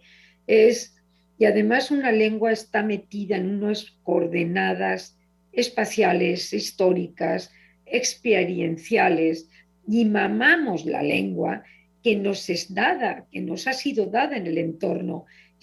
Bueno, la lengua pertenece a esto que se ha dado en llamar el ADN cultural de la sociedad.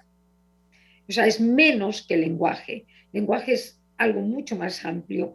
La lengua es un lenguaje, pero no todo lenguaje está metido en un sistema de signos arbitrarios, convencionales, con hábitos, sedimentación de hábitos. En sistema de signos. Grosso modo, esta es la diferencia. Gracias. Maestro Vite, ¿quiere comentar algo de estos puntos? Pues me parece que falta la segunda pregunta, que es en relación con cómo es usado, ¿verdad? El lenguaje incluyente en el inglés. Dice, pregunta que si en inglés y en otras lenguas se usa el lenguaje incluyente. Esa era la pregunta. Como al inicio de la mesa lo dije, hay casos, por ejemplo, antes existía el hon y han en sueco, que son los pronombres, y se declaró ya como una especie, ¿no? Es como algo equivalente a ella aquí en español, el gen, ¿no? Para no determinar el sexo, ¿no? O el género de la persona. En inglés tenemos otro caso, por ejemplo, el del they, ¿no? Cuando hay un indeterminado, cuando hay una persona indeterminada en inglés, se suele o se solía usar el he. Y actualmente se ha visto que es como mucho más incluyente hacerlo con el they, ¿no? Para no marcar un masculino en la lengua inglesa. Esos son solo algunos de los ejemplos. También ya existe incluso una serie de televisión me parece que es portuguesa, no recuerdo si es portuguesa o brasileña, porque yo no la he visto, pero que también ya están usando el lenguaje, este tipo de lenguaje, ¿no? Es en portugués. Y existen en varios sistemas, en varias lenguas. Sí, voy a comentar algo de lo que está señalando Oscar. En inglés, por lo menos ya mi larga vida académica, cuando empecé a escribir artículos en inglés, tuve que usar, bueno, el inglés es como lengua franca, entonces ahí uno quiere dialogar con cierto tipo de comunidad, tiene que hacerlo en inglés. Al principio, estoy hablando del año 2000, 1997, el genérico efectivamente era he. Después nos obligaron, no todo, se vio en el ambiente, pero estoy hablando de revistas científicas, que usan inglés como la lengua de comunicación. Después nos obligamos a que se ponía un paréntesis, una S, paréntesis he, o sea, era un she, he con un paréntesis de la S. Hay que decir que en inglés he nunca fue genérico o sea, he siempre fue hombre, varón, con atributos fisiológicos de hombre. Y she siempre fue femenino. No, o sea, no era el genérico, efectivamente era un they. Y recientemente, en los últimos, coincidente con esto que dice Hortensia, que está en el ambiente desde hace 5 años o 4, para decir que alguien hace algo, se usa solo el femenino. Ese es el modo académico obligado, por lo menos para revistas de lingüística, revistas de humanidades en inglés, donde she makes, ya no es sino she. No me importa si estoy refiriéndome a un hombre o una mujer. Pongo she como algo que es el poder del femenino, que yo digo. O sea, sí ha habido un cambio. Y bueno, en la Universidad de San Diego, hace 2 años, los anaqueles en California, en San Diego, los anaqueles de historia ponía her story en vez de history. Ajá. En la biblioteca, en la main library, ponía her story, pasándose por alto todas las reglas de etimología de que sea del griego. Y entonces es un modo de manifestación de her story y no les importó si está violando el history del griego, nada. Los anaqueles de la Universidad de San Diego ponen her story para el área de historia. Esos son datos interesantes de avance de lucha feminista a través del lenguaje. Y es parte de la etimología popular, ¿no? Porque realmente sí, claro, no viene de... Sí, claro, viene del griego, de historia, exacto, pero es una etimología popular, pero llegó a los anaqueles de la Universidad de California. Me gustaría también mencionar el caso de Lady. Ann Curzan, una lingüista, menciona que Lady ha venido en declive y que se ha utilizado más women o woman, ¿no? Bueno, y que ha venido en declive el caso de Lady, y que también eso es como una muestra más de que ha sido efectiva la lucha del feminismo, ¿no? En torno a la lengua. Avances, sí. Tengo una cantidad de comentarios, lo que pasa es que algunos son muy, muy largos. En realidad o sea, está la gente súper interesada y hay muchos más comentarios que preguntas. Y las posturas que se han expresado aquí, todas tienen quien las apoye. Pero entonces voy a leer algunos, nada más. Bueno, uno porque me pareció muy curioso. Dice, la letra de muchos boleros, por ejemplo, es perfectamente incluyente sin que se note siquiera. No sé. Sí, sí, sí, sí, sí, sí. Cuando usted dice, usted es la culpable, usted es el culpable, y bueno, a ver si me acuerdo del bolero, es famosísimo porque fue escrito por un hombre gay a otro hombre gay y lo canten hombres o mujeres, no sé, y es es una belleza de bolero mexicano. Cuando me Me acuerde, acostumbraste. tú me acostumbraste, no, a ver si me acuerdo, a ver si me acuerdo. Bueno, aquí otro comentario. ¿No cree que usar, supongo que es para todos, ¿no? Este lenguaje, el incluyente, ayuda a evidenciar los problemas? Me refiero a reafirmar que es necesario de tratar esos temas y a veces, en primer lugar, es necesario ponerles un nombre. Bueno, pero Sí, creo que esto dice Hortensia. ya ha estado muy, muy discutido, ¿no? Otro que dice, decir que el lenguaje incluyente no va a ayudar a resolver la problemática de las poblaciones LGBTIQ es como decir que el lenguaje incluyente no va a ayudar a visibilizar a las mujeres. Bueno, creo que eso también ya se abordó, ¿no? Sí, Me sí. parece. Dice, ¿Queremos ser visibilizadas o queremos ser incluidas? Esa es mi pregunta. A mí me da igual si me dicen, oye tú, pero no me excluyas por ser mujer de los espacios tradicionalmente patriarcales. Y de todos. Ese es el punto. Yo sé que Hortensia difiere y Oscar seguramente difiere. bueno, aquí otro comentario. El lenguaje es parte de las luchas por la igualdad. Las feministas que abogamos por el uso del lenguaje no hemos olvidado todas las discriminaciones contra las que tenemos que trabajar. El lenguaje no es menor ni es una cortina de humo. El lenguaje ayuda a clarificar nuestras demandas y sus objetivos. Una opinión. Aquí también algo interesante esta pregunta. ¿Qué están haciendo entonces los demás que no pertenecen a estas minorías para erradicar la discriminación a las mismas? Pues que ya no, seguramente se estaba refiriendo a algún momento que estaban ustedes hablando, entonces no está muy claro a qué minorías se refiere. Perdón, Sí, yo al respecto por sí me favor. gustaría comentar, si va en relación con esta pregunta, me gustaría comentar que yo sí me dedico mucho a platicar con los chavos, ¿no?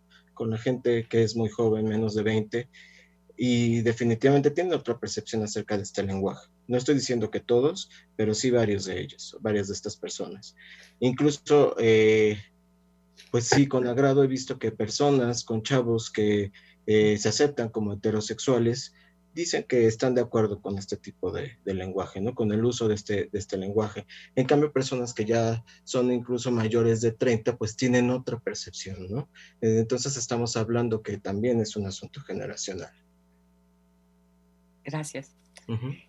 Aquí hay un comentario también un poco en relación a eso. Si a título personal y como integrante de comunidades LGBTQ+, pone un signo de más, considero que los usos lingüísticos incluyentes sí son herramientas y gestos políticos de enorme importancia y con relevancia insoslayable en mi vida pública y en mi cotidianidad. Seguramente hay gente a quien no le parece relevante y a otras personas sí nos lo parece, lo cual fortalece que el lenguaje incluyente no debe ser una imposición, así como tampoco debe serlo el uso estándar. Nunca he oído a quienes defienden el lenguaje incluyente referirse al lenguaje estándar con burla, simplificación y en busca de desacreditarlo. Desafortunadamente es algo que sí suele ocurrir cuando se defiende el uso del lenguaje estándar. Pero voy a comentar algo, Estrella, es que yo creo que esta burla no tiene que ver con el hecho de que sea por ser incluyente, sino porque es una innovación. O sea, cualquier innovación que se ha metido en la lengua, a lo largo de la historia de la lengua, provoca una efervescencia. O sea, en el siglo XIX discutieron hasta la saciedad si se debía decir voy por agua o voy a por agua. Y España se decantó por el voy a por agua y América toda tenemos voy por agua. Bueno, alucinante, todos los escritores peleándose, pero verdaderamente salía humo de los periódicos del siglo XIX. Entonces yo creo que esta persona que está preguntando no debe verlo como una burla por el hecho de ser lenguaje incluyente, sino porque las innovaciones en la lengua, puesto que es una sedimentación de hábitos heredados de padres a hijos, de abuelos a nietos, y nadie quiere cambiar nada, porque somos seres muy codos y muy comodinos como hablantes. Entonces creo que la burla no viene por la inclusión, por la minoría, sino por la innovación lingüística en sí mismo. Es del mismo tipo de burla donde Leopoldo Alas Clarín se puso como chancla a Galdós por no usar la esta de voy a por agua o voy por agua. O sea, creo que es por otro lado la burla. ¿Alguien más quiere comentar sobre esto? Doctora Moreno, maestro. Bueno, entonces voy a seguir leyendo algunos otros comentarios. Dice, tengo estudiantes en aulas usando el lenguaje inclusivo siempre, pero cuando están entre amigos, a las mismísimas chicas he escuchado decir, te ves bien, nena, con ese look, entre comillas, aludiendo a los compañeros varones. ¿Qué tanto se busca incluir y a quiénes? Un país donde todavía las mujeres insultan a un varón diciéndole nena, deja mucho que pensar en cuanto al tema de la inclusión. Totalmente de acuerdo. Los hombres se insultan entre ellos, no seas puta. Ellos, entre ellos, o sea, las mujeres somos el tapete. Entonces, las propias mujeres aceptamos el juego. No seas nena. Eso me parece, bueno, que salga de las mujeres. Así es, los hombres insultan en femenino. Cuando lo quieren degradar al otro, ¡pum!, lo insultan en femenino. Pues sí, vayamos aprendiendo respeto. Perdón. Aquí, ok, sí, adelante. Sí, también mi idea en relación con lo que dice la doctora Compani. No solamente, bueno, los hombres, pero también los hombres homosexuales, ¿no? Y eso es una muestra clara de que no ocurre nada más esta cuestión con el lenguaje inclusivo, el lenguaje no sexista. Ocurre con varios, es decir, yo digo que hay como una doble moral, ¿no? Y se ve muy clara en la comunidad LGBT, ¿no? Conscientemente, ¿no? Saben que políticamente correcto no es insultar a un hombre diciéndole como mujer, ¿no? O hablándole como mujer. Sin embargo, lo hacen, ¿no? Incluso también hay muestras afectivas que también se dan, ¿no? Se incluyen, se identifican en femenino. Sí. Pero sin embargo lo hacen, ¿no? Hay como una especie de doble moral, ¿no? Porque se sabe que no debería ser, ¿no? Que no es correcto. Sin embargo, a lo mejor en un discurso público no lo hacen, pero, y digo, conozco varias personas, tengo amigos que así es, en un discurso público no lo hacen, pero ya cuando están entre amigos sí lo hacen, ¿no? Hacen utilizan este tipo de lenguaje, ¿no? Entonces, no solamente ocurre con el lenguaje inclusivo. Bueno, voy a leer otro comentario y luego una petición popular. Este comentario dice, les interesa la discusión porque es políticamente correcta y vende. Por eso los manuales del servicio público han insertado el uso del lenguaje incluyente, porque con eso cumplen, entre comillas, con sus políticas de equidad de género, aunque los hechos, la situación de desigualdad sigue igual. El lenguaje no cambia nada si no se va al origen del problema. Bueno, este es el comentario, pero el clamor popular dice que, por favor, el mapa. Y yo también quiero ver el mapa. A ver, permítanme share screen, un momentito, por favor. Sí. Esto, hace un mes di una conferencia en la Feria del Libro de Coahuila, en la Feria Internacional del Libro de Coahuila, y para variar, aguántenme, no voy a atormentarlos con todo esto. Déjenme bajar, aquí llego al mapa. Aquí está. Miren, este mapa está abierto, en el Instituto Max Planck hicieron hace 10 años, por favor, una belleza que es The World Atlas of Languages. ¿Lo podría colocar entonces en pantalla completa, doctora? Ay, favor. perdón, sí, ¿cómo hago eso? Eso ya son, a Es ver, Oscar, en los aguanten, iconos de abajo. los iconos de abajo, aguanten, ¿qué hago? El El, que tiene la página abierta, me parece. Así no, tengo es, la página abierta, ¿qué tengo que hacer, Dios? ahí, Esto, ese ya. mero. Gracias. Gracias Amiga, ya por está. la enseñanza.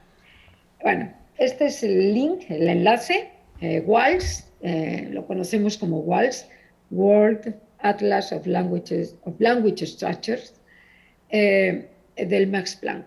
Es abierto y para categorías muy diversas, o sea, género, tiene un artículo de 7 páginas u 8, hecho por un especialista y pone el mapita de cómo estructuran el género.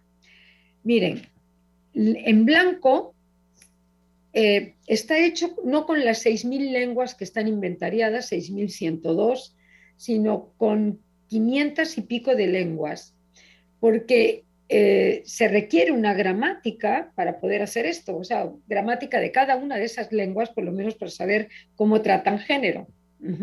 Bien, las bolitas blancas son lenguas que no marcan ningún tipo de género. Pueden marcar otras cosas, pero no marcan género. Y bueno, quiero mostrarles, las que tienen amarillo son 2 géneros. El español está aquí en la península ibérica y no está marcado en América porque tocaron nada más las lenguas en su origen histórico.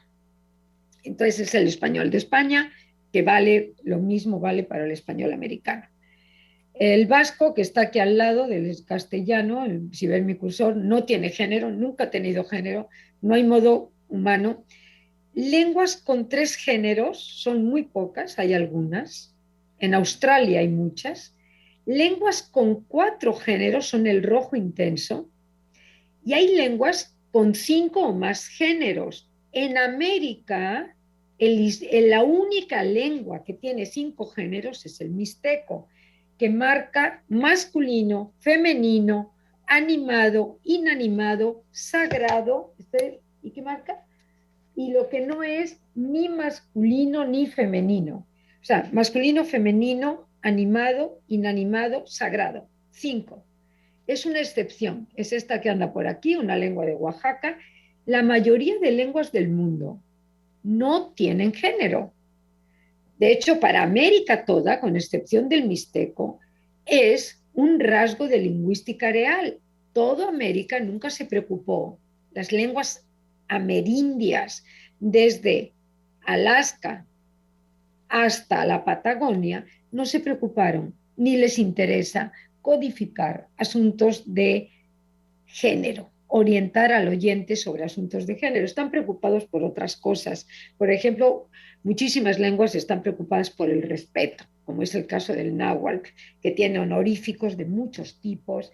Bueno, este es el mapa, lo pueden encontrar, aquí está la liga, y es el artículo de género, tiene 8 paginitas y muestra, el polaco es un caso extrañísimo en Europa, tiene 4 géneros, pero, y bueno, es un rasgo de lenguas bantúes africanas, la mayoría de familia bantú, que tengan 5 o más géneros.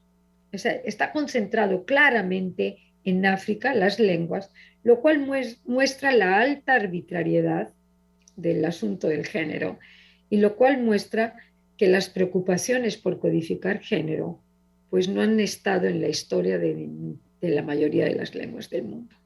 Jamás. Bueno, ya dejo de compartir. Y aquí está el enlace. Muchas gracias, doctora Compani. Bueno, ya casi se nos acaba el tiempo. Aquí hay algo que creo que vale la pena comentar. Digo, todo vale la pena, pero es que es muchísimo, ¿eh? Tengo como páginas y páginas de comentarios. Bueno. Dice, me gustaría que mencionaran una guía práctica. No sé, por ejemplo, 3 puntos a considerar cuando se va a escribir un texto de divulgación o una tesis para saber si se podría o no usar el lenguaje incluyente. Pues ahí está. Bueno, yo puedo hablar un ratito Sí, claro, sobre eso. claro. Sí, porque es trabajar. El tema del lenguaje incluyente, yo creo que es un tema de imaginación lingüística. Es un tema de encontrar soluciones a problemas de comunicación prácticos. Y entonces no podemos dar una receta o un conjunto de recetas. Hay una enorme cantidad de recomendaciones. Si ustedes buscan guía de lenguaje incluyente en Internet, se van a encontrar un titipuchal de guías. Algunas son mejores, otras son peores. A lo mejor podríamos buscar echarnos un clavado y, no sé, señalar 3 o 4 que nos parezcan muy, muy buenas. Pero bueno, en general el tema es que la lengua española por sí misma, como lo dijo Concepción al inicio de esta mesa de diálogo, es una lengua incluyente en sí misma. Es decir, al incluir el género gramatical y a tener esa identificación con hombres y mujeres, bueno, pues la propia lengua nos da herramientas para hablar en femenino y en masculino. El tema problemático es cuando queremos dentro de una sola palabra meter pues un neutral que incluya mucho o que suponemos que ya, porque así se usa, sí lo incluye cuando, pues yo creo que el masculino genérico pues tiene sus problemillas. Entonces acá hay pensar que no hay recetas, que cada escribiente tiene que buscar la solución para el problema específico que está desarrollando en el texto que está escribiendo y que, bueno, ayuda mucho leer y ayuda mucho trabajar lingüísticamente. Yo les pongo un ejemplo que me parece muy significativo y es que el último libro de Marta Lamas, que se llama Poder y Política, que es un libro muy bello, a mí me gustó muchísimo.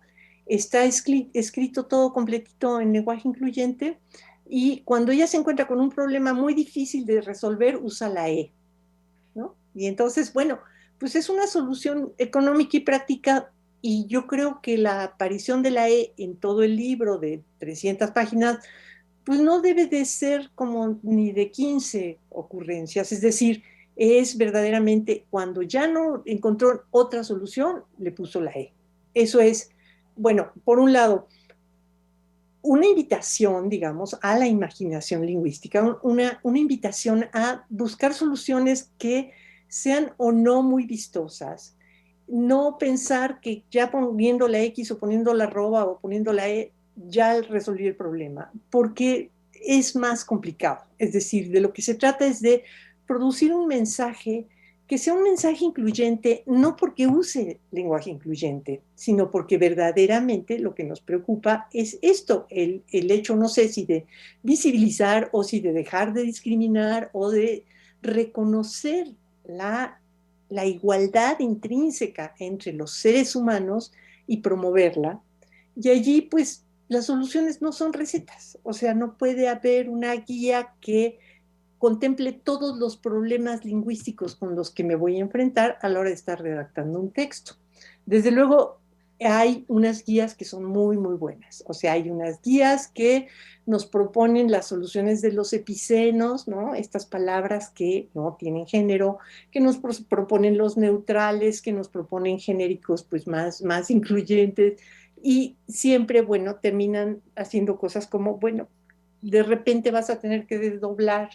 Yo creo que la lengua nos da muchas opciones, la lengua nos da muchas soluciones y tengo la superstición de que se puede escribir muy bien en lenguaje incluyente y también se puede escribir muy mal en lenguaje no incluyente. Porque el tema no es el lenguaje incluyente, el tema es cómo nos estamos comunicando y qué palabras tenemos que utilizar. Y esa es una elección que tenemos que hacer cada vez que agarramos el teclado. Entonces, bueno, pues la mala noticia es más trabajo. El lenguaje incluyente es más trabajo, pero escribir bien es más trabajo. Escribir es muy difícil y comunicarnos es difícil. Entonces, bueno, es un esfuerzo humano y la invitación es que cada quien tiene que encontrar sus propias soluciones, porque además, pues la expresión personal es algo único e irrepetible. Cada persona tiene un estilo personal. Entonces eso también es muy lindo, ¿no? Creo que eso es una de las cosas que nos gusta para pensándonos precisamente como escribientes, ¿no? Tengo aquí un comentario de... Perdón que no haya dado antes los nombres de los que comentan, pero es que a veces no me salen completos. Entonces, pero este sí puedo decir que es de Alicia García Bergua, poeta ella y divulgadora de la ciencia también, que fue mi maestra y queridísima amiga. Y dice, yo quisiera nada más agregar que toda innovación implica un juego con el lenguaje y que de allí no solo proviene la literatura, sino también la diversión. Eso nunca hay que olvidarlo, aunque el tema es muy serio. Muchas felicidades por la plática. Pues nos quedan 3 minutos y me gustaría que en minuto y medio la doctora Compani y el maestro Oscar Vite nos dieran alguna conclusión. Bueno, doctora Compani. Sí, mi conclusión es que seamos libres, pero también que dedicarle muchísimo, tiene razón Hortensia, en que hay que hacer un esfuerzo grande, grande para escribir correctamente. Correctamente no es poner sujeto, verbo, complemento correctamente, sino respetuosamente. Y nuestra creatividad nos permite usar un montón de sustantivos abstractos y no tener que hablar de hombre o mujer. Estos epicenos suelen ser bastante abstractos. Y yo diría que no tengamos miedo tampoco de no usar lenguaje incluyente y no tengamos miedo de usar lenguaje incluyente. O sea, perdamos el miedo y hablemos y usemos la lengua, porque usando la lengua es como vamos a saber si se sedimenta o no estas estrategias y estas inquietudes que están surgiendo cada vez mayores sobre cómo la lengua visibiliza o invisibiliza. Muchas gracias. Maestro Vite, ¿algún comentario final? Sí, nada más me gustaría hacer hincapié en que tenemos que dar la libertad a este lenguaje, ¿no? A saber cómo se va a producir, como dijo la doctora Compani, no lo sabremos nosotros. Es evidente que no sabemos cuál sea el éxito de este lenguaje o si lo tiene o no. Pero quiero volver a hacer hincapié en que no se trata ni de imponer ni de prohibirlo. Solamente eso. Pues muchas gracias a los tres, a la doctora Concepción Compani, a la doctora Hortensia Moreno y al maestro Oscar Vite por esta mesa que estuvo interesantísima. Yo creo que si ustedes quieren ver todos los comentarios que vinieron del público, los organizadores posiblemente se los puedan enviar. Yo creo que vale la pena porque son muchos. Y bueno, y se ve un gran interés en la gente en participar. Los felicitan, muchas personas los felicitan, a los tres. Y bueno, agradecemos mucho a la Comisión de Equidad de Género de la Dirección General de Divulgación de la Ciencia por esta mesa de diálogo tan interesante y muchísimo a nuestros ponentes.